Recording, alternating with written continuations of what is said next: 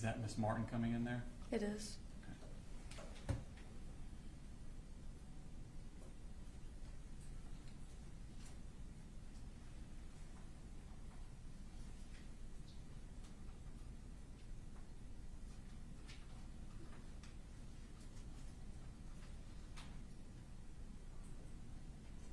Now, at some point, does Miss Martin return to your class? She does. Okay. What happens when she returns to your class? She told me that she needed Colt Gray. Okay. And what did you tell her? I said he went to the counseling office. Okay. Does she then leave at that point? She does. Is this also shown on the security footage? It is. All right, this time on State's Exhibit 21, I'll show a clip from 30:25 to 30:53.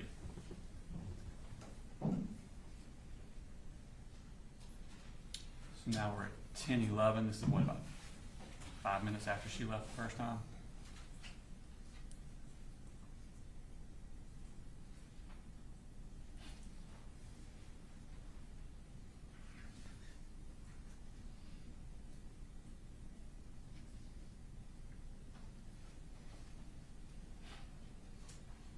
Now, after she leaves there, does she, when I say she, I mean Miss Martin, does she communicate with you any more about Colt Gray? She does. What does she do? She intercommed into my room. I'm sorry, she what? Intercommed Okay. into my room. So she got on the intercom? Yes. Okay. And she asked me to check my email. All right. And did you check your email? I did. She was asking around what time he left the room, Colt left the room. Okay. I'm going to show you some Market State Exhibit number 34.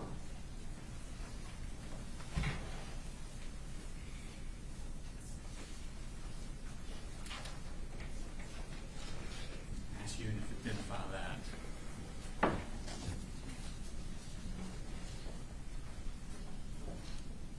What is that?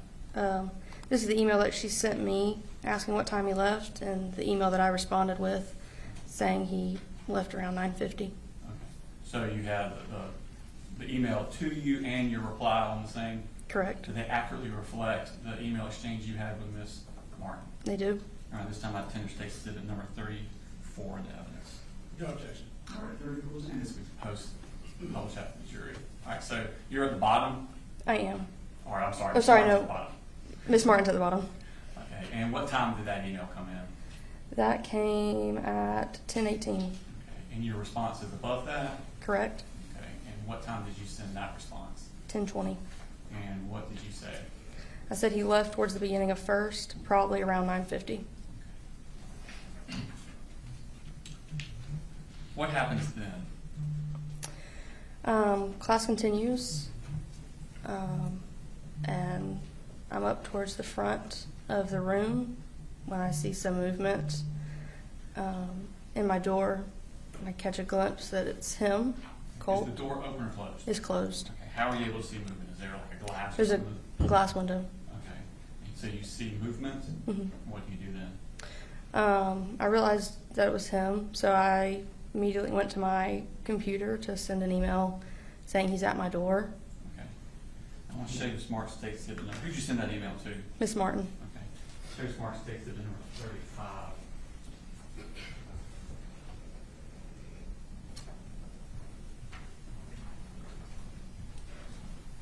And see if you recognize that. Yes. And what is that? That's the email that I sent to Miss Martin saying he just came back to class. Okay. And is it an accurate reflection of the email that you sent to Ms. Martin? It is. And this time I tender State Exhibit number 35 in the evidence. No objection. All right, 35 submitted. Post that. So, what time did you send that email? I sent that at 10:22. Okay. When you send that email, what happens? I sent the email, and I guess immediately, Miss Martin came back on the intercom and said he's at your door. And at that point, I'm walking towards my door, and I said yes. I got to my door, and I saw that it was him, and that he had a gun. Describe how he was holding the gun. I guess just across his body. Okay. And what type of gun was it? I mean, I don't maybe know what type, but just. It was a large gun, a rifle, I guess. Okay. What did you do at that point? I said, he's got a gun. I told the kids to get in the corner. I started pressing my Centetrix badge. Tell me about this Centetrix badge you're referring to. All the teachers have a badge that, sorry. It's fine, take your time. If you press it 3 times, admin and an officer and the nurse are coming. And if you press it up to a certain amount of times, it shuts alerts to the police department and the school, and sets off an alarm in the school. How many times do you think you pushed it? A good amount. Couldn't tell you how many specifically. Okay. When you push the button, what happens then? All the kids come to the corner, and there was a kid that was in front of the door that decided to drop where he was, so I crawled over and grabbed his hand. I reached up and flicked off the light, and I went back over to the kids in the corner. Did he ever come into your room? He did not. Could you hear the gun being fired? I could. Okay. How many shots do you think you heard? There was 2 sets, and it just sounded maybe 5 or 6. Could you tell where they were coming from? As in? Where in the school they were coming from? My hall, J Hall. Is this what you're describing reflected in the security footage? It is. All right, this time I play stakes 21 from 37:53 to 41:41. Let me ask, is this part of what we discussed at the motions hearings on Friday? No, Your Honor. Okay.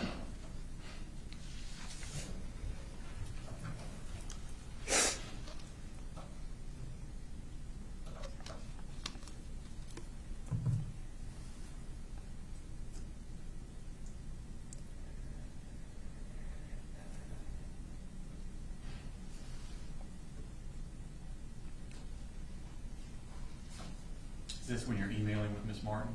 Yes.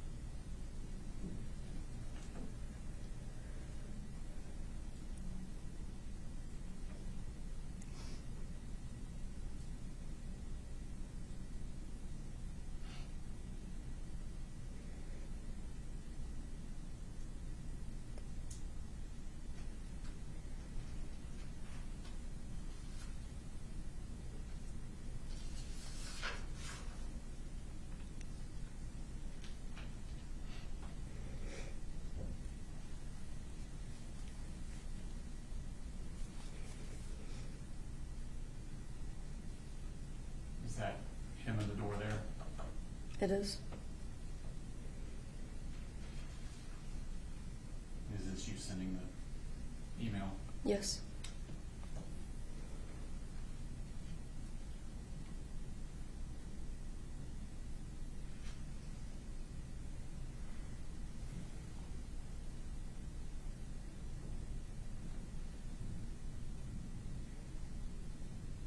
Is that you pushing the button there? It is.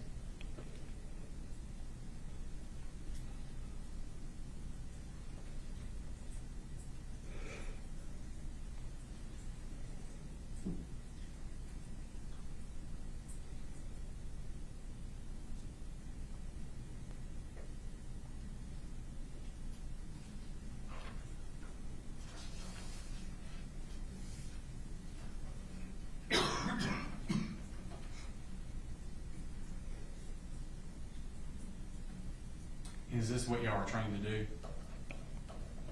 You're the shooter drill? Yes, sir.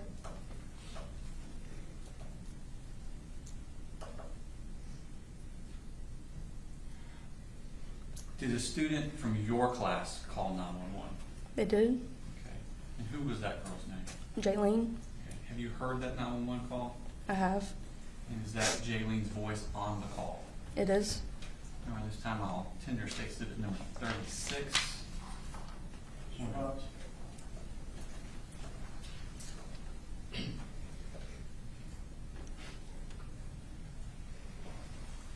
No objection, Judge. All right, 36 is removed. Your Honor, that this 36 is the business certification record, and 36, the call itself is on the hard drive. We're going to play a clip that is 5 minutes and 42 seconds. 5 minutes 42 seconds long.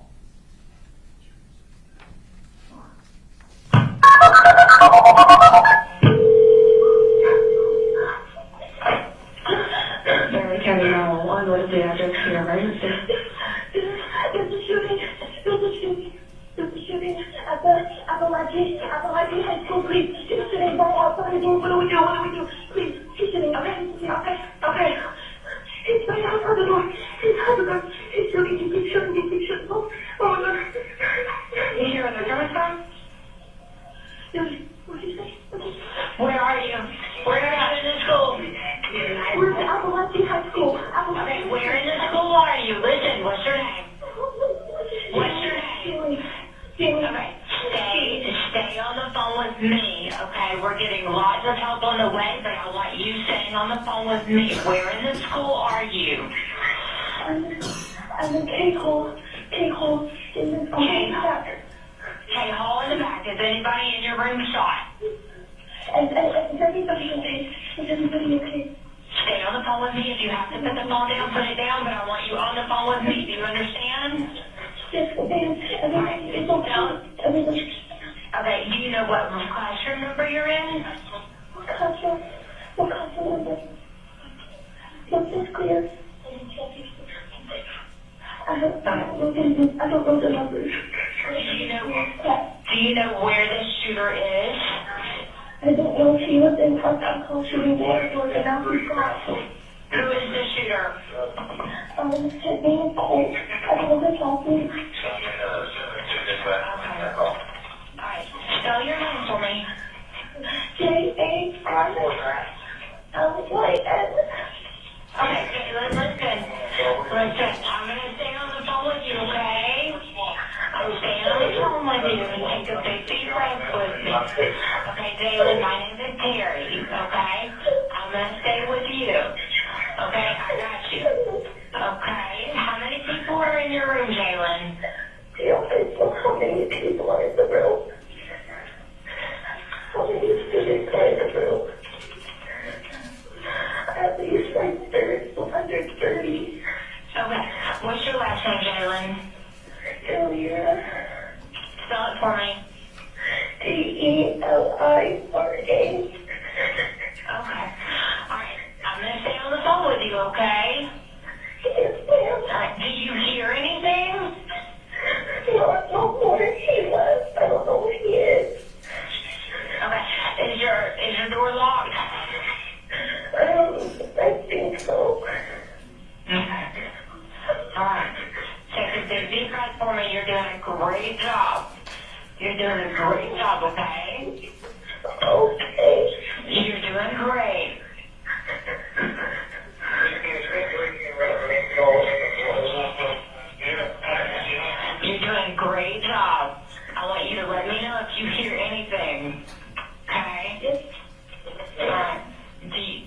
door locked? Is there anything in front of your door? No, it's just all the desk. No, there's nothing. Okay. Do you know what, you don't know what classroom you're in, like what classroom number? If you check it.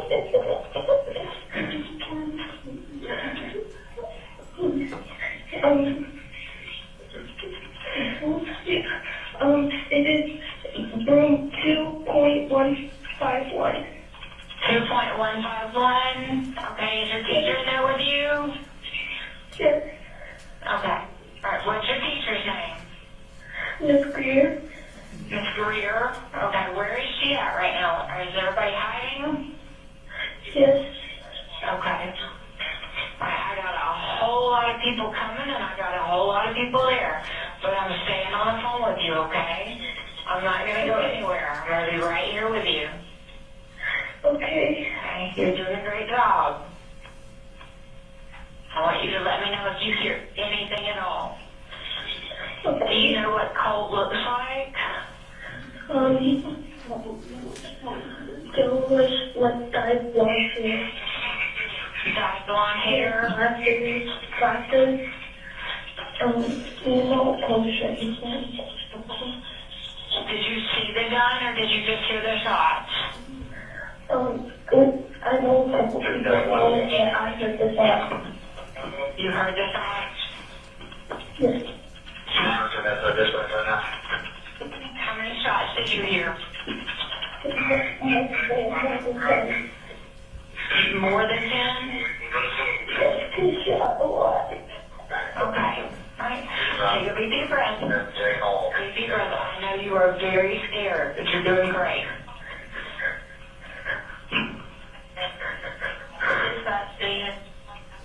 Okay, you're doing great.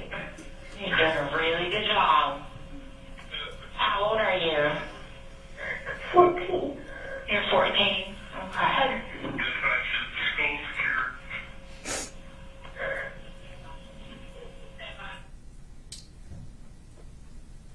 How long did y'all stay in the room before the police arrived? Maybe 10, 15 minutes. I'm not sure. What happened after the police arrived? Our door was unlocked by an SRO that came in. He asked us if there was anyone in the room that wasn't supposed to be there. I answered no. He closed the door, said he would be back. He came back to the room and told us to stand up and walk outside with our hands up. And did you do that? We did. And where did y'all go? We walked out of J Hall up the hill, I guess to like just a lawn area. Mm-hmm. And then I guess once more classes started to come out, we walked towards the stadium. Okay. Did y'all go to the football field? We went to the football field. What was the scene like on the football field? I just started helping make sure kids got into the bleachers, and then it became chaos pretty quickly with lots of families coming looking for their kids. How long were y'all out on the field? Hours. At some point were you interviewed by law enforcement? I was. They asked you about the same type of questions I asked you. Yes, sir. Did you answer them about the same type way? Yes, sir. Just say it, please. I have no further questions. They may have some for you. Cross. Yes, Your Honor.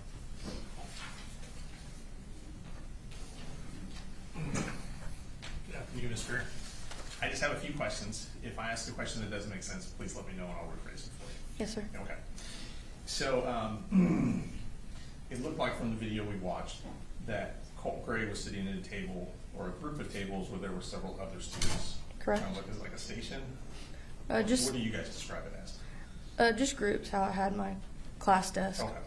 So is it fair to say there were about 4 desks that were pushed up against each other and there were 4 kids sitting at that station? Correct. And Colt Gray was one of them? Mhm. And then it appears that Colton Gray was one of the other students that was there as well? Correct. Okay. And going back to the day you mentioned in August, you said you walked Mr. Gray to the counselor. I did. In that type of situation, is that the policy for you to walk him to the counselor? Or is that what you're told to do? We're trained that if a student appears suicidal or they're speaking in that manner, that we should walk them. So not necessarily if they say crisis counselor, Okay. but I just felt like he said crisis counselor and I didn't want him to walk alone. So you said crisis counselor, you didn't mention suicide. No, or no, anything no, like no. that. Okay. Thank you very much. That's all I have. Thank you, Judge. Any regret? No, Your Honor, I should be excused. All right. Thank you, ma'am. Appreciate it.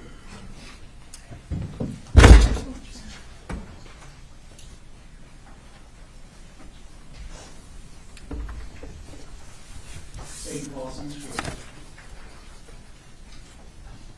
State calls Jason Wilkerson.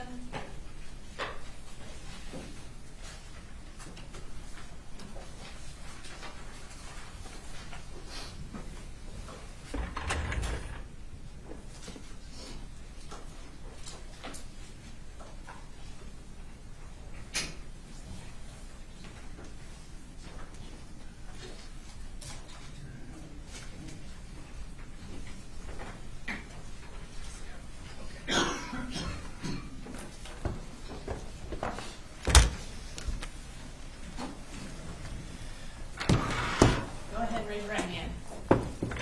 Do you swear to tell the truth, the whole truth, and nothing but the truth, so help you God? Yes, ma'am, I do.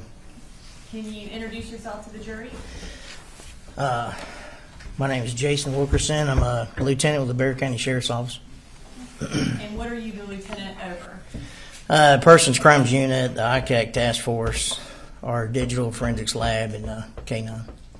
How long have you been employed by the Bear County Sheriff's Office? About 18 years. And were you in that role as lieutenant over persons crimes in September of 2024? Yes, ma'am. I'm going to draw your attention to September 4th of 2024. Did you receive any notification that there was an active shooter at Apalachee High School? Yeah, I had turned my radio down. I was going to make a phone call, and Lieutenant Roberts come running in the hall saying there was an active shooter at Apalachee. And when you say Lieutenant Roberts came running down the hall, were you at the... I was at the Sheriff's Office, yes, ma'am, our main office. Okay. And is she the lieutenant over property crimes? Over property crimes, yes, ma'am. When she came running down the hall telling you that there was an active shooter, what did y'all do? We ran outside, got in our cars, and drove down there and got there as quick as we could. About how far away are y'all from Apalachee? I don't know how many miles. I mean, we were in excess of 100 most of the way. It took about 4 or 5 minutes to get there. Around what time did you arrive? Right around 10:30, I believe. What did you do when you arrived? I got there, got out of the car, threw on my vest, and we went inside and started searching. When you got there, who was already in the building? The SROs, there's a few of them in there. There's a few that went in ahead of me. Who all was in there exactly, I don't know. It was just go inside and try to stop the threat. When you went in, did you know that the shooter had been captured or if there were other shooters? Didn't know that, and we thought there could have been a second shooter. So with our training, if you don't hear gunshots, you start searching. So as I came across classrooms that were unlocked, I'd go in by myself and make sure no one was in there. So When you were searching, did you come across any injured individuals? yeah, so on the back hall, J hall, there's a student got my attention, and that was Miss Irma's classroom. So I go in there to see what was going on. There was a female laying in the floor. There's a lot of blood. The student that helped her, he had done a really good job. He had held pressure. Her bleeding had stopped, and I knelt down to try to help her out, and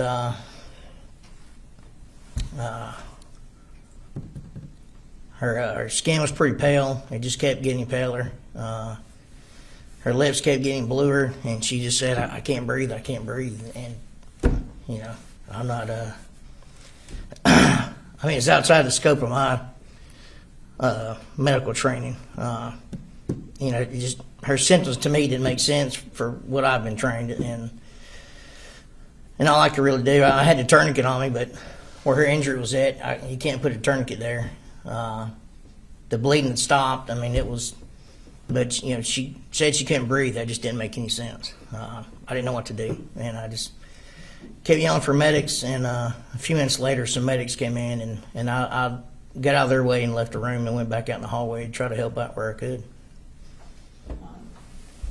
So with Miss Jeremy, you did everything you knew how to do and waited until EMS arrived?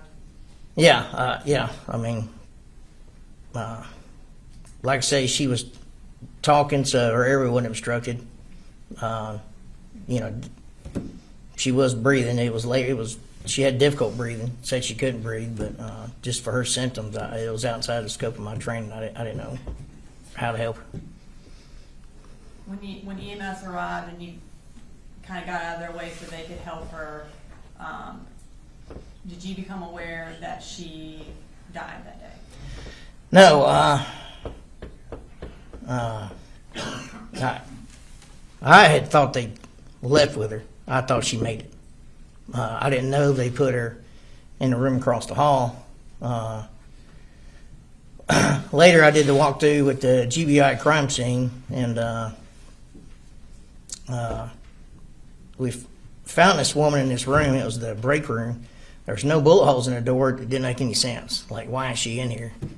And I was under the impression Miss Irma had been transported. So I just couldn't put two and two together. And later I did help place her in a body bag, and I did help the coroner remove her from the scene. And then at night, couldn't stop thinking about it. And next morning, I called the fire chief, and that's when I found out that was actually Miss Irma. I'm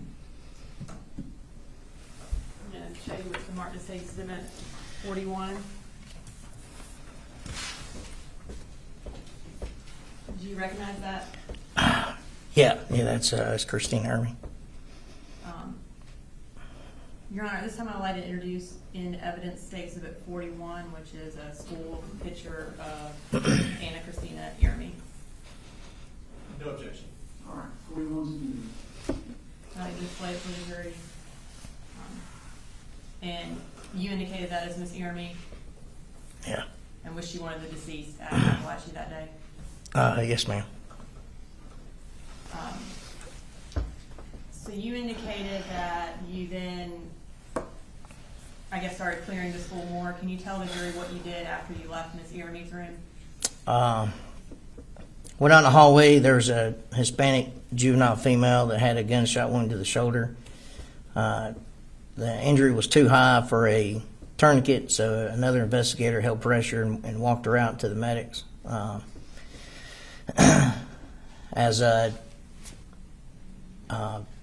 Once the wounded was evacuated, we started evacuating some students. At this point in time, the suspect was still in custody. He was still laying on the floor in handcuffs. So I moved him to an empty classroom. I told the deputy to keep an eye on him, and I needed him interviewed. So I ran to go find investigator Jason Smith, found him in the cafeteria. And I said, hey, we got one in custody. I need you to interview him. And we go running back, and I put those two in a room together, and that's where investigator Smith conducted his interview.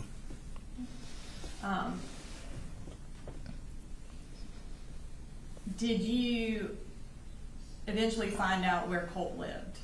Well, at the time, the deceased male in the floor of the hallway, I don't know if y'all have introduced everybody yet, but at the time it was unknown. Someone mentioned he was with the shooter and opened the door and asked the suspect if he was with him. He said no. Judge, we're going to object any hearsay. We'll move on, Your Honor. All right, I'll sustain you. So I did ask the suspect where his address was, and then called over the radio to the media center to have deputies go to that address and secure it for a search warrant. And as lieutenant over persons, were you in control of the investigation at that point? Yeah, I supervised the Bexar County Sheriff's side of it. Yes, ma'am. Okay. And who did you assign as the lead investigator from the Bexar County Sheriff's Office? Jason Smith. And did y'all call in the Georgia Bureau of Investigation for help as well? Yes, ma'am. Yeah, they were a big part of it.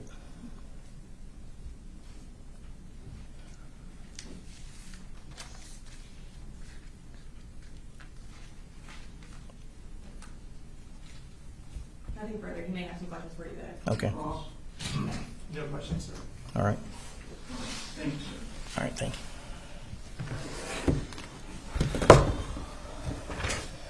Yours, I'm looking at you. Are you okay? Do you need a restroom break? State policies or? Take a look, Jed Smith.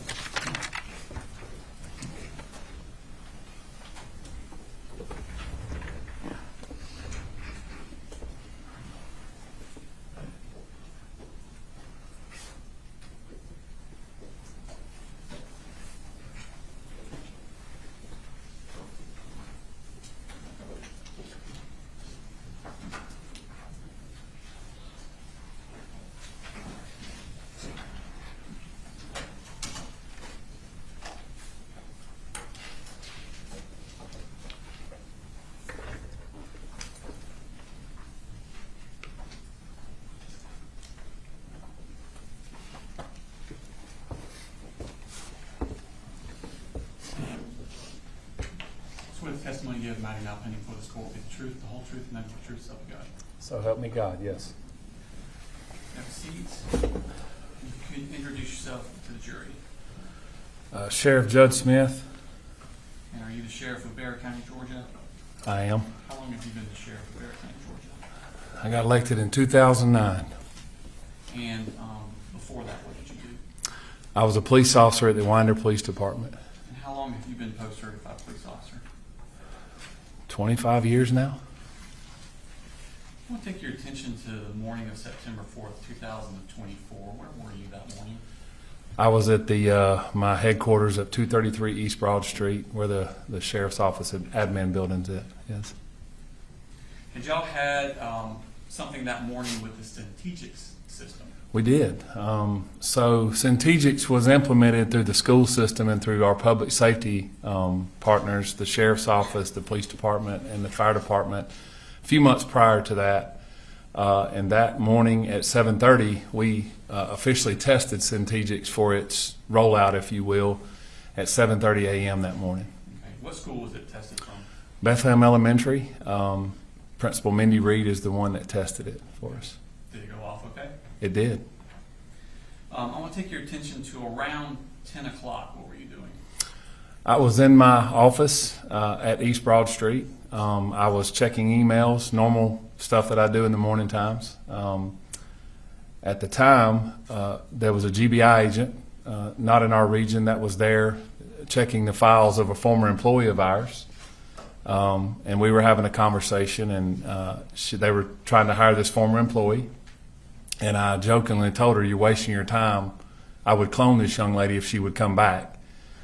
We were talking and conversating back and forth, but just that was normal for me to be in and out of the office. Okay. And what happened at that point? I'm sitting at my desk. My cell phone is sitting beside me as where I have it plugged up at. And the first Centegix alert went off at around 10:15, or around that time. Then a second one, then a third one, then a fourth one. My first instinct was that it was malfunctioning. Didn't know what was going on. Didn't realize what the situation was, and I said to myself, something must be going off with it. Then I started realizing it was Apalachee High School. It does give us an alert and location. When y'all do the trainings, is it normally just one person pushes the button to start it? Normally, Y'all were ready for 20 people to push the button? that's correct. So you found out it's at Apalachee High School. What did you do at that point? I kind of thought it was odd to have that many at one time, that early. One of my majors, Major Todd Drews, whose office is right beside me, come running to my office and says there's an active shooter at Apalachee. And I kind of,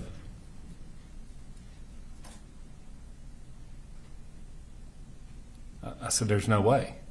So I remember the GBI agent standing right there beside me, and I ran outside, put my vest on in the truck, and I don't really recall driving from 233 to Heyman Morris where Apalachee was at. How I far don't- away is it? I'd say 3 or 4 miles. My phone was ringing. I do remember turning down Heyman Morris Road, and there was a line of blue lights and red lights from as far as I could see. And when I turned in, Apalachee has a circle drive, and I remember going to the left. I don't recall ever hearing on the radio where the location was at. Pull up the school map. Could you pull up stage 3.1, which has already been tendered into evidence, Ron?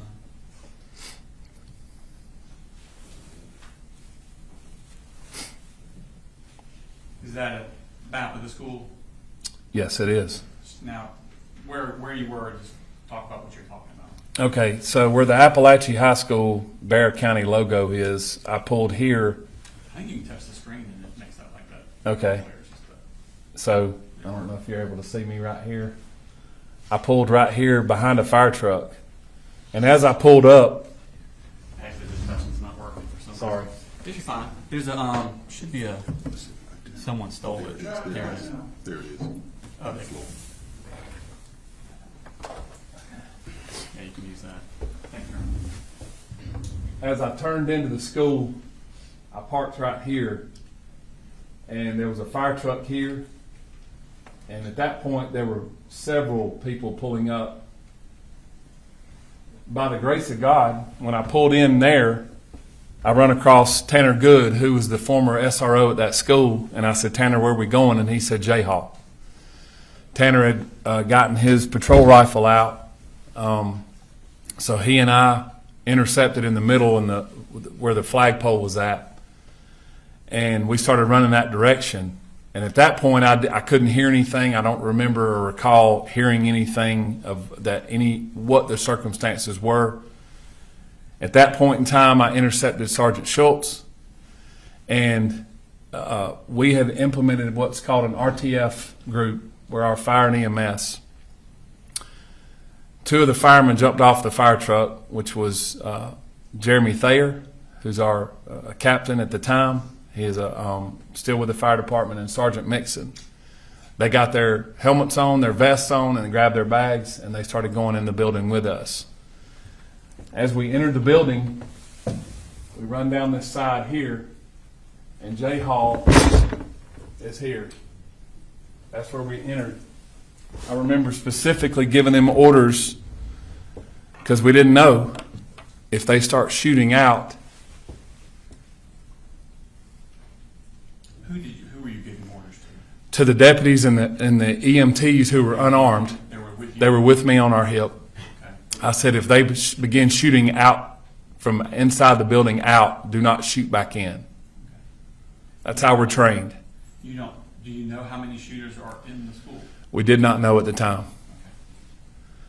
So what did you do about that? We entered the door, and when I entered the door, I observed who was later to be Colt Gray, handcuffed on the floor, and beside him was a rifle with several magazines laying beside him.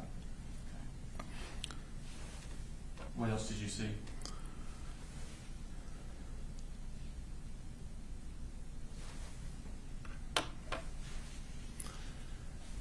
Just beyond him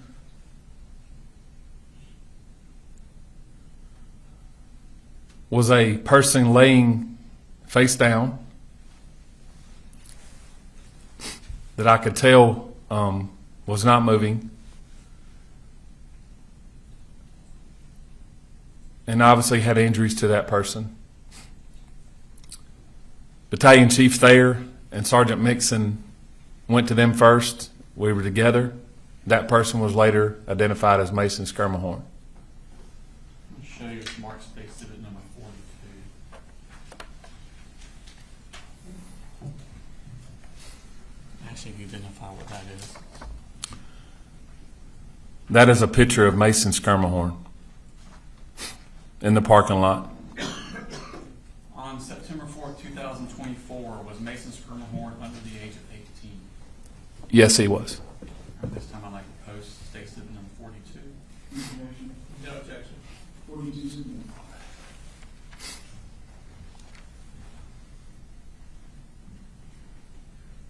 So the medics tell you that Mason has passed away? That's correct. Okay. That's correct. What do you do at this point?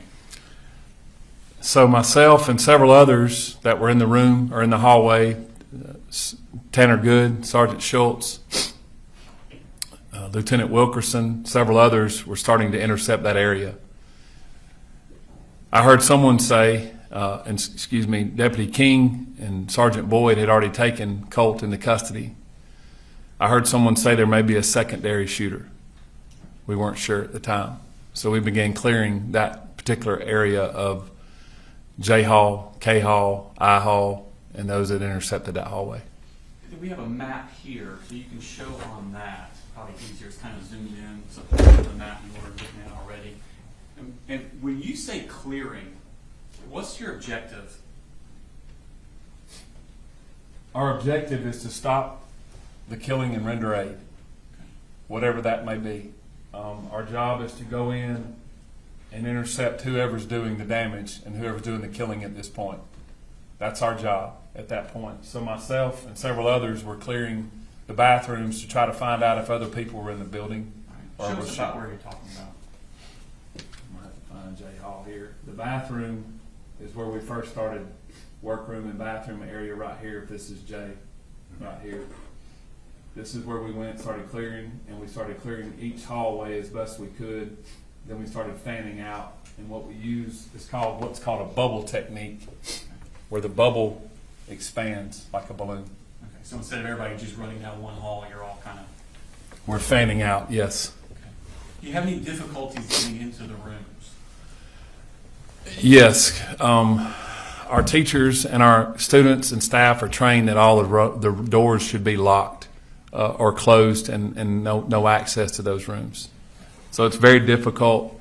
And at that time, during the chaos of what's going on, the teachers are trained, do not let us get in the room, even though they're asked to. What did y'all do to overcome that? We have keys that are able to let us in the doors after we are able to clear the building later on. So in essence, the teachers and the kids are left to their own defense till we can go to the next room and clear it and make sure that room is safe. That's the difficult part. Once you've cleared for safety purposes, what's your next objective? Our next objective is to secure what we have, secure the scene, and secure what we have at this point in time, and render aid in this case. And that's what we did. We started rendering aid with our RTFs. Okay. What specifically did you do in the rendering aid part? Obviously, there were numerous people there. I began checking the area, and I came across one of the victims in the hallway. She was laying on the floor. Myself and Captain Rob Curott with the Winder Police Department at the time began rendering aid to her. Do you know what her name was?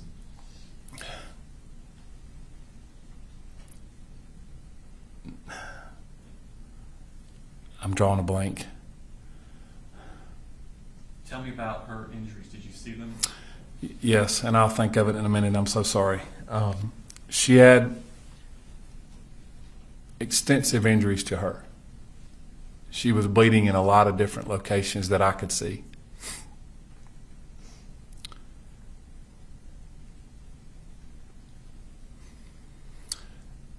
She began talking to us, and I said, let's calm down for just a little bit. And Captain Curott and I were talking to her. And what we have in our RTF bags are what's called a drag bag. And in that drag bag, it's able for us to put a patient on that and take them out a whole lot easier and pull them out of a situation that's like this. We rolled her over, and I noticed that she had extensive injuries to her forearm and wrist. Devastating injuries.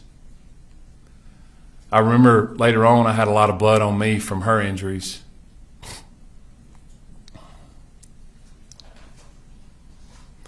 I was trying to calm her down, and we got her on the bag, and we started taking her out of the school, out of J Hall where we entered, myself, Captain Curat. Before you took her out and you're putting her on that drag bag, did she make any statements?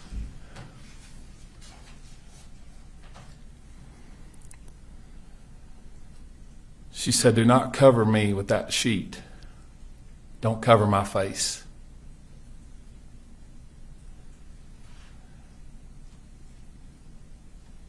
Please don't let me die.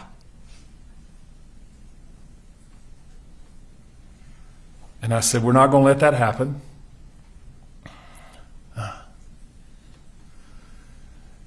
And I remember asking her name, and she said, "Natalie."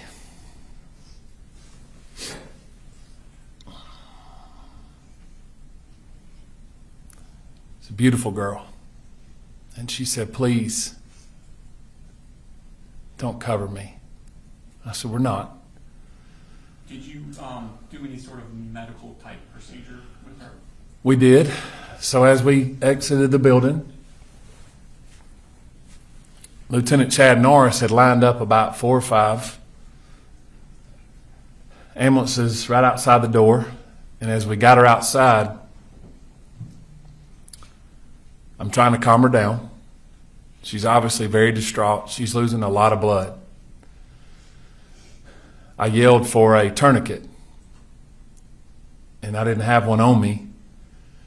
And as we were lining up behind one of the ambulances, I yelled for a tourniquet, and Colonel Ham grabbed a tourniquet from one of the ambulances, and it was pink. I'll never forget it being pink. And I leaned down and I said, "Natalie, this is not going to feel good." She said, "What do you mean?" I said, "We have to put a tourniquet on you. You're bleeding pretty bad."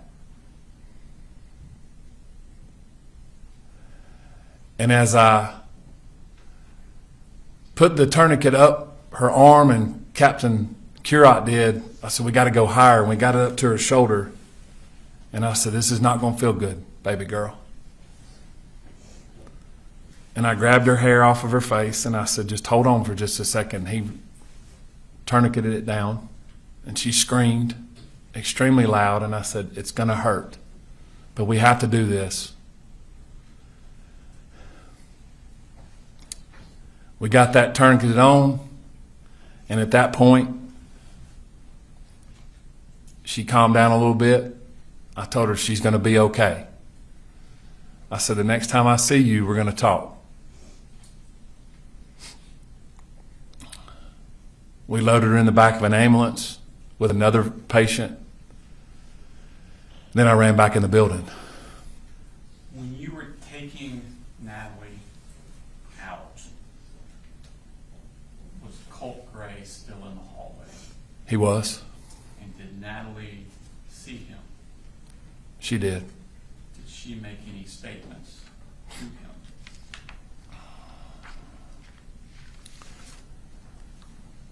She cursed him and called him some curse words pretty loudly.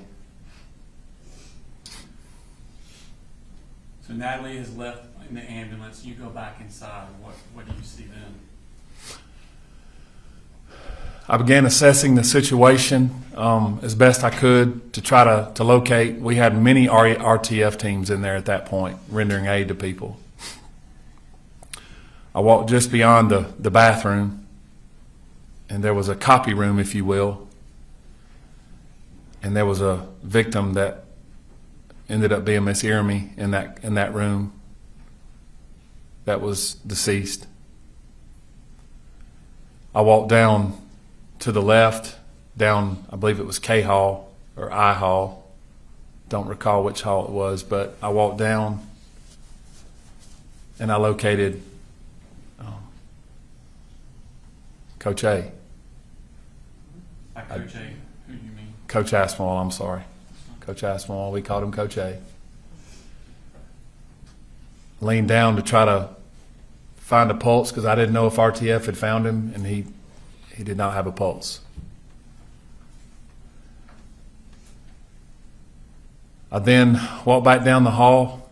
They were rendering aid to Coach Phoenix in an ambulance at that point. They had gotten him out. He was at the classroom beside where Coach Aspinwall was at. I went back down the hall and located the room where Colt had initially shot Natalie and the rest of the victims, and where Christian was laying. And Christian was deceased as well. Was Christian also on September 4th, 2024 under the age of 18? Yes, he was. What did y'all do at that point? We made the decision to try to evacuate the building as best as possible to get the remaining students and the teachers out of the classrooms as best we could. It was a very difficult decision. Probably one of the decisions that I regret is walking the kids and the students and the staff through that hallway. But I wanted to get them out of the building as quickly as I could and not have them in those classrooms where we had them locked in until we could get it cleared. What And we was your did. regret about it? We had to walk the kids to the crime scene. A lot of kids had to see things that I don't think children of that age should see. Teachers did not need to see that. But we had to get them out. I wanted to get them out of that building as quickly as possible. And where did y'all take them? We escorted them out of the building to the football field, where we did the unification with the parents and the staff as best we could. When did parents start arriving? Almost immediately. Were the parents there when you arrived? There might have been one or two there that had gotten there because the phones start going off pretty quickly. Parents start getting notifications that the school's locked down. When I exited J Hall after all that was done, I walked back out to the area where we had the EOC, which was where I parked at the flagpole. At the time, Chief Schumann was the fire chief. I saw him walking towards me, and I just stopped. I was overwhelmed at what I saw, the people and the parents and the cars and the emergency response. Just completely overwhelming. He said, "Stop! Don't walk anymore. Let me walk to you." And he hugged me and said, "Are you okay?" And he noticed I had a lot of blood on me, and I said, "I'm fine." But we talked, and that's when I noticed that thousands of parents and people were showing up at one time, and we were trying to decide how we were going to manage through the school system getting parents and kids and loved ones together. Tell me about the law enforcement response. It was quite overwhelming. There was over 140, 150 law enforcement officers that responded, agencies from all across North Georgia, federal agencies that showed up, state agencies that showed up. And that's just well over 150 just in the first hour. Did you request assistance from the Georgia Bureau of Investigation on this case? I did. I felt that I could get, they could assist us in what we were going to deal with as far as the size of the crime scene and the timing. And so I called Director Hosey, the director of the GBI, and I asked him to show up. And he said, "I'll be there within the hour." And he provided unlimited resources. Was at some point after you finished doing what you're doing, did you retreat to, I guess what's best called a command center? Where was that located at? We decided to put the command center in the library, in the center of the school. We had a lot of Wi-Fi there, and we could separate everyone out with patrol or law enforcement, EMS, fire, and we could have GEMA, EMA directors and folks like that. So we made that decision to have it inside the school instead of outside the school. While you were in this command center, did you start getting tips or calls about possible other shooters? We did. My phone was obviously going berserk. We began getting calls that there were other shooters at other schools. As we said, we thought there was a secondary shooter in the school.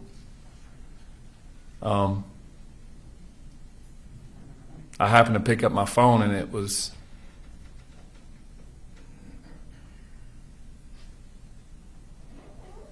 It was my daughter.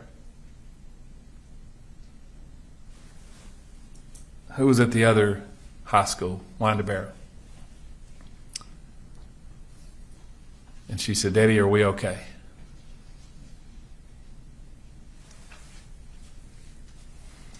I said, your SROs are there with you, and you're okay. And she said, Daddy, we're locked down, and they're telling us there's another shooter here.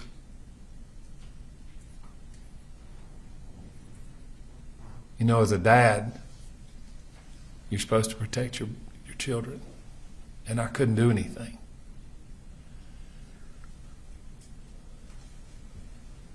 But I told her that the deputies were there. I turned over and I said to the Georgia State Patrol major, and I said, do me a favor and send some troopers over to the high schools. And they did.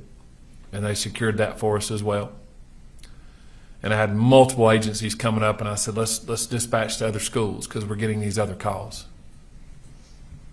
So by the grace of God, those 150 law enforcement officers were able to be dispatched to other schools and ensure safety for those kids and those staff members and those parents when they got their kids.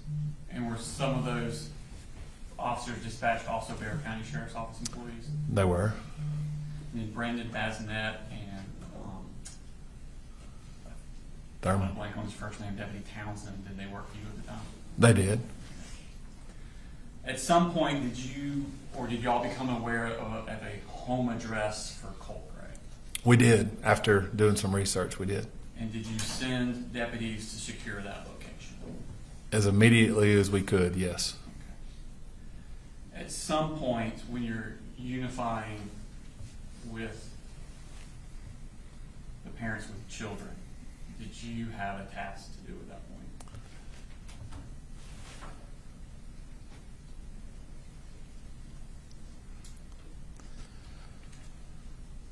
So we knew that we had 4 people brutally murdered.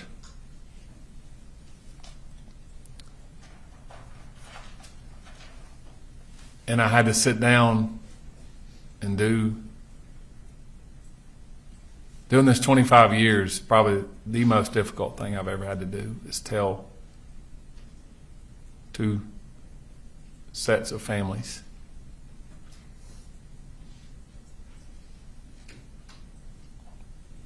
that their babies were murdered. Did you do that personally? I did. We set up an area with their families, and I met with Christian's family first. I recruited a couple of school personnel because there was a language barrier between myself and Christian's family. And I had to tell them that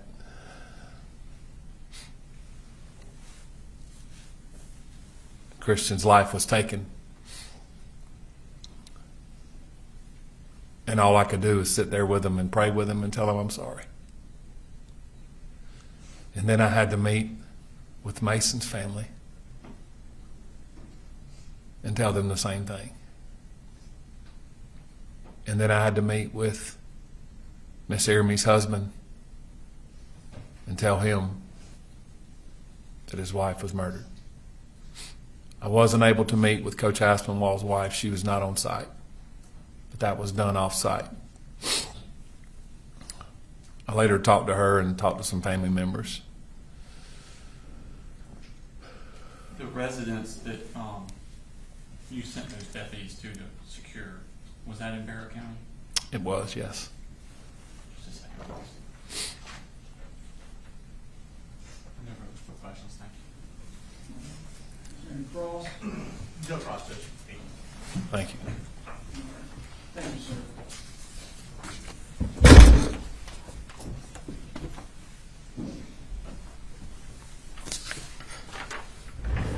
Let's go ahead and take a 10 to 15 minute rest.